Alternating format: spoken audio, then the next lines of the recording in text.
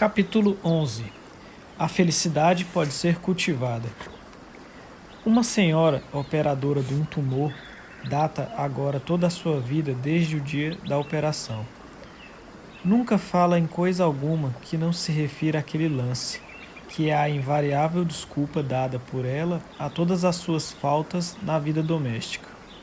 Consequências da operação. Fiquei assim depois de operada. Inúmeras são as pessoas que não podem libertar-se de canseiras. Viveram tanto tempo com elas que já não podem passar sem essa companhia, parecendo ser uma mórbida delícia em as manter, exatamente como certos enfermos gostam de se acorrentar constantemente aos achaques e aos sintomas das suas doenças. Pouca gente sabe que a felicidade pode ser cultivada. Parecem julgar que a faculdade de ser feliz é hereditária e que pouco é possível fazer para se mudarem disposições acerbas ou tristes. O que mais nos custa a aprender é que somos o produto dos nossos pensamentos e o que o nosso ambiente, a nossa educação, os nossos pensamentos habituais têm muito mais influência em nós do que a hereditariedade. S. Paulo era, na verdade, científico quando dizia: transformai-vos por meio da renovação do espírito. O cérebro transforma-se para satisfazer as exigências que lhe fazem e modifica-se pelas condições de atividade a que está submetido o indivíduo. O cérebro facilmente se adapta. Provam-nos as influências exercidas nele pelas diferentes vocações. Cada uma delas desenvolve nele faculdades e características particulares. Nos tempos primitivos, o cérebro humano era pouco desenvolvido, porque só lhe pediam as faculdades necessárias para a proteção do indivíduo e para a aquisição da sua subsistência. Mas, pouco a pouco, foi-se-lhe exigindo um desenvolvimento maior e, atualmente, são por demais complexos os apelos que lhe fazem. Cada progresso da civilização teve o seu eco no cérebro. Ele respondeu ao apelo e adaptou-se às novas condições. Imaginaram muitos que o cérebro é pouco suscetível de mudança, o que é imobilizado e limitado pela hereditariedade. Mas há inúmeras pessoas que transformam completamente certas partes do cérebro. Faculdades débeis de nascença ou por falta de exercício ficam fortificadas. Por exemplo, fazei-vos corajosos. Muitas pessoas que triunfaram na vida eram, quando crianças, tão pouco animosas que a sua carreira oferecia esperanças pouco lisonjeiras. Uma educação inteligente fortificou-lhes a vontade, dando-lhes confiança em si, por meio da sugestão constante da coragem e da contemplação de atos corajosos. Abundam os que pouco fazem e se teriam tornado gigantes mentais, se as suas faculdades adormecidas tivessem despertado, ativando-se a sua habilidade e formando-se cientificamente a sua cultura cerebral. Curioso é notar que quase todos julgam dever gastar muitos anos na preparação de uma carreira futura e, afinal, entregam ao acaso a felicidade muito mais importante do que tudo mais, não sentindo a necessidade de estudarem os meios de a conseguir. Tem a maior importância cultivar a arte de ser feliz e de achar a felicidade em todas as circunstâncias da vida. O hábito de ser feliz é tão necessário ao nosso bem-estar como o trabalho e a honradez. Belo e bom é ser capaz de voltar as costas a toda sombra que se aproxima e encarar a luz, por frouxa que nos pareça. Quase todos se tornam gradualmente infelizes por se terem habituado à ideia da desgraça, a lamentar-se, a censurar, a criticar, a murmurar por bagatelas. O hábito de ver as coisas pelo pior prisma é o mais funesto que se pode contrair, principalmente na infância, porque nos tornamos escravos dele. Todos os impulsos se pervertem, até que se torne crônico o pendor para o pessimismo e para o cinismo. Nada contribui mais para o êxito do que o hábito de encarar as coisas pelo bom aspecto. Sejam quais forem as condições da vossa existência e os infortúnios que possam atingir-vos, se procurardes gozar o mais possível as pequenas felicidades de todos os dias, aumentareis a vossa faculdade de gozar a vida, tentando descobrir o aspecto luminoso de cada uma das experiências do dia. Tomai como uma lei achar o lado humorístico das coisas. Por mais difícil ou rude que seja o vosso meio, terá sempre um aspecto luminoso se o souberdes ver. O poder de provocar alegria, até no meio de circunstâncias adversas, vale mais para os jovens que entram na vida do que uma fortuna sem essa faculdade. Tomai a resolução de serdes otimistas, de nunca deixardes entrar em vós o pessimismo, de levardes convosco o sol para onde quer que vades. O bom humor tem um maravilhoso poder curativo. As notícias alegres têm um efeito mágico até sobre os inválidos. Uma fábrica, uma oficina, um lar podem ser transformados por uma só alma cheia de sol. Grande coisa é atravessar a vida com um sorriso nos lábios. Pensai quanto se aumentaria a alegria de viver se encontrássemos por toda parte rostos sorridentes, radiosos de esperança, felicidade e jovialidade. Que júbilo fazer a viagem da vida com companheiros cheios de esperança, bom humor e coragem. Contrista-nos, por isso, muito notar quantos são tristes, sérios e apreensivos os rostos da gente moça das nossas grandes cidades. Que razão há para que a vida juvenil seja entristecida pela inquietação, pelos cuidados e pelo temor? Que tem com a mocidade os cabelos grisalhos, as rugas, a tristeza, o mau humor? Se vivêssemos uma vida normal e natural, transportaríamos a mocidade para a idade madura e para a velhice. Não devia haver cãs prematuras, nem os sinais de velhice em rostos juvenis. Diz Ruskin, é tão natural a alegria no coração do homem sadio como a cor nas faces, onde reina habitualmente a tristeza. Deve haver um ar viciado, maus alimentos, trabalho excessivo ou uma errada maneira de viver. Dizia Florêncio Morse Kingsley, resolvi-me a não dar mais acesso à inquietação, ao temor e à depressão. Podemos educar a nossa vontade de maneira que fixemos os pensamentos só no bom aspecto das coisas e nos objetos que elevam a alma. Assim tomará ela o hábito da felicidade e da bondade, que enriquecerão toda a vida. O hábito de tirar das coisas o melhor partido e de ver sempre os melhores aspectos é uma verdadeira fortuna. Devíamos procurar a felicidade alheia como um dever em benefício próprio e a felicidade própria como um dever em benefício alheio. Sem boa consciência e bom comportamento, não há felicidade possível. Quando compreenderão todos que a simples excitação dos nervos, a dissipação das nossas forças e das nossas energias, ou qualquer outra espécie de excesso, apenas podem produzir a depressão e o menosprezo por nós mesmos. A verdadeira felicidade depende da honestidade. É feita de benevolência, de bondade e de amabilidade. Diz um autor proficiente, a felicidade é o maior paradoxo da natureza. Pode crescer em todos os solos e viver em todas as condições. Desafia o ambiente. Vem de dentro. É a revelação das profundezas da vida interior, como a luz e o calor revelam o sol de que emanam. A felicidade não consiste em ter, mas em ser. Não em possuir, mas em gozar. É o calor luminoso de um coração em paz consigo mesmo. Um Marte na fogueira pode possuir uma felicidade que um rei no trono lhe invejaria.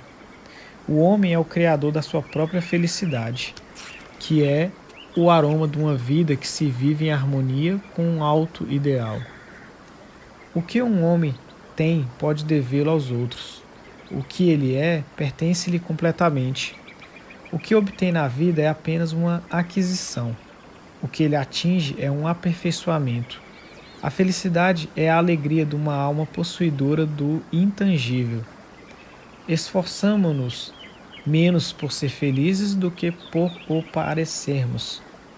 É dever de todos nós cultivarmos uma natureza alegre, um olhar amável, o poder de irradiar boa vontade para com todos. Essa prática generosa não iluminará somente a vida dos outros, mas, por uma ação reflexa, contribuirá para desenvolver uma personalidade distinta, uma beleza de caráter, uma serenidade de alma que são a maior das riquezas. Dizia um autor reconfortante: sedes alegres. Quando tiverdes dito tudo o que há a dizer sobre as tristezas da vida, sobre as suas decepções e mágoas, sobre o seu egoísmo e injustiças que pairam sobre a terra como pesadas sombras, sobre a curta duração dos seus dias e a longa duração das suas noites, nem por isso deixará de ser venturosamente verdadeiro que o universo vibra em cânticos de alegria. Alegrai-vos com a beleza da primavera, com o céu azul, com o canto das aves, com o esplendor do sol poente. Ouvi os risos das criancinhas, correspondei ao aperto de mão da amizade, aquecerei-vos ao calor de tantos lares felizes e convencei-vos de que, em toda parte, reina um grande amor, que nos concede todas as bênçãos. Notai as vidas nobres que há roda de vós, talvez em condições humildes, e que não são egoístas, mas boas e verdadeiras. Notai a serenidade de abnegação de si mesmo, o rasgo da bondade humana onde quer que haja sofrimento, os esforços realizados para se dar abrigo aos fracos e aos incapazes, e acreditai, se podeis, que o reino de Cristo não chegou aos corações dos filhos dos homens. Ó, renunciai à melancolia, ao desgosto e ao queixume. Fazei a obra de Cristo, confiai nas promessas dele e sede alegres. Um dos melhores elementos do bom êxito é crer desde a infância que virá o melhor e não o pior, que não somos pobres e miseráveis criaturas algemadas pelos inimigos da nossa alegria e da nossa felicidade, mas sim que fomos criados para sermos felizes, para vivermos livres de cuidados mortificadores, de receios e pressentimentos lúgubres, que não fomos formados para nos atormentarmos com o aspecto de quadros sombrios, mas para criarmos as mais belas e luminosas idealizações. Não queirais ler, ouvir ou dizer nada que possa produzir a discórdia ou perturbar a vossa paz e harmonia interiores. Dizia Ella Wheeler Wilcox: descobri o mais rapidamente possível aquilo de que sois capazes e fazei-o com todo o vosso poder, contado com o êxito, não recuando diante dos obstáculos que surgirem. Se não tiverdes aquilo de que gostais, amai o que tendes, até poderdes mudar o vosso meio. Não destruais a vossa vitalidade, odiando a vida que tendes. Buscai nela algo que vale a pena gozar, enquanto fordes trabalhando para melhorar as vossas condições, como desejais. Rejubilai com alguma coisa todos os dias, porque o cérebro ganha hábitos, e vós não podeis ensiná-lo de repente a ser feliz, se lhe permitirdes ser infeliz durante anos. Não deveríamos tolerar tão pouco quadros sombrios no espírito, como não toleramos ladrões dentro de casa. Deveríamos lembrar-nos de que os pensamentos tristes são piores do que os ladrões, porque nos roubam a paz, a felicidade, a satisfação do espírito. Esses inimigos negros, esses hóspedes perturbadores, deixam estragos, manchas e lodo na casa, aliás, bela de interior. É quase impossível expulsá-los quando os deixamos penetrar, mas torna-se relativamente fácil impedir-lhes a entrada, quando se aprendeu o segredo de os expungir. Deveríamos saber que aqueles inimigos não têm o menor direito de invadir-nos a consciência. Tratemo-nos como malfeitores, repilamo-los imediatamente, e não lhes permitamos que exibam seus negros quadros nas paredes do nosso cérebro. Não há 1% de criaturas humanas que tenham o direito de ser melancólicas. Não há nada que mais se prodigalize no mundo do que as lágrimas, e deveríamos ter tanta vergonha de ser infelizes como de não andarmos lavados. Os dois estados indicam uma vil submissão à vida impura, em vez de um enérgico esforço para suprimirmos os seus desagradáveis aspectos. Sejam quais forem a vocação e as condições da vida, todo homem deve a si mesmo e deve ao mundo tomar o hábito de ser tão feliz quanto possível. A felicidade significa harmonia, e a harmonia significa a saúde de todas as funções do corpo, significa a ação produtora. As faculdades no seu estado normal produzem o seu máximo, e é por isso que mantermos-nos felizes é a melhor economia do nosso ser e a situação mais firme. Isso assegura o melhor funcionamento do nosso organismo, a melhor produção do nosso cérebro. Muitas aptidões naturais se perdem pela ignorância de que a perturbação causada pelo medo, tristeza, desalento, egoísmo, inveja, ódio, desconfiança ou ciúme mata a nossa felicidade, arruinando-nos a saúde, destruindo as nossas faculdades produtoras. Assim, muitos homens gastam, em poucos minutos de excitação colérica, mais vitalidade e energia mental do que lhes seria preciso aplicar durante dias na prática dos seus negócios. Já pensaste no mágico poder da felicidade para curar perturbações, provações e cuidados? A felicidade é também um grande médico, porque toda a doença provém de uma desordem, e a felicidade é a harmonia, a verdade, a beleza. Tempo há de vir em que os médicos hão de receitar a felicidade como grande remédio, e em que aprenderemos a ser alegres e felizes, até no meio das condições mais desfavoráveis, neutralizando as causas da discórdia. Dizia Maslon: a saúde e o bom humor são para o corpo humano o que a luz do sol é para a vegetação. O homem sente-se triste e melancólico quando tem o espírito dominado por pensamentos dessa natureza. Conseguirá transformar essa disposição mental substituindo os pensamentos sombrios e deprimentes por ideias alegres e reconfortantes. O nosso estado mental deriva muito de um hábito que não é difícil mudar. Diz M.J. Savage: a felicidade, como demonstra a experiência dos séculos, é apenas a harmonia de uma vida bem regrada. E quando violais uma lei do corpo, do espírito ou da vossa alma, diminuís a vossa possibilidade de ser feliz, exatamente como quando estragais um instrumento musical ou inutilizais para produzir sons. Dizia Margarida Story: se pensardes muitas vezes na felicidade, ela tornar-se-vos-á habitual e auxiliar-vos-á poderosamente a fazer o bem. Podemos cultivar o hábito de encarar só o bom aspecto das coisas. Todos possuímos a faculdade de exercer a nossa vontade, de forma que dirijamos os nossos pensamentos sobre o que pode conduzir-nos à felicidade e ao desenvolvimento do nosso ser. Se tentarmos constantemente parecer felizes e amáveis, quer o sintamos, quer não, o nosso esforço pode transformar-se pouco a pouco em hábito. Podemos contrair esse hábito da felicidade, ligando importância aos menores prazeres sem esperar grandes alegrias. Dizia um pescador: só de tempos a tempos surge no céu um cometa, ao passo que o sol é uma bênção de todos os dias. Seria louca a planta que, para florescer, esperasse a aparição de um cometa. É pouco provável que uma grande alegria vos seja concedida hoje, mas o dia de amanhã vos trará muitos prazeres menores. Tirai partido deles, gozai a carta afetuosa que de manhã o carteiro vos trouxer, o quarto confortável em que trabalhais, o agradável conhecimento que travastes com alguém, o ensejo de dizerdes palavras alentadoras à criadita que sofre de nostalgia. Não há mistério algum na felicidade. Não é um caso de sorte, como muitos pensam. É, pelo contrário, a coisa mais prática do mundo. E quem aprendeu a tirar o melhor partido das pequenas bênçãos de todos os dias, descobriu o seu principal segredo. Muitas pessoas nunca aproveitam o tempo de gozar as coisas agradáveis da vida. Calcam aos pés as violetas e os lírios para apanharem as flores mais belas da existência. Esforçam-se por atingir grandes coisas, quando são as pequenas coisas, os pequenos gozos que se nos deparam à beira da estrada, que tornam a vida feliz. Se a vida vos não tiver dado tudo o que dela esperáveis, nos sonhos feiticeiros da vossa mocidade, não significa isso que ela seja enganadora.